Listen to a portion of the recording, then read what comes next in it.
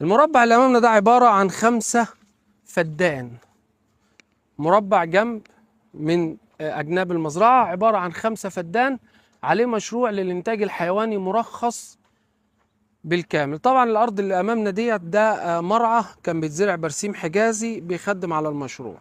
هنمشي معاكم وسط المشروع. هو مرخص فيه رخصة سارية 500 راس.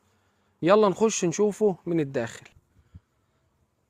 احنا كده وسط المشروع اللي هو الخاص بالانتاج الحيواني، هنصوره لكم سريعا. ولكن المميز فيه الرخصة 500 راس مرخصة سارية. كمان في استراحة مكاتب إدارية أمامنا، ده خاص بالبيطري أو المهندس المسؤول عن المشروع. طبعا المشروع بالكامل كان في يوم من الأيام كان شغال، ولكن هي ما زالت الرخصة سارية.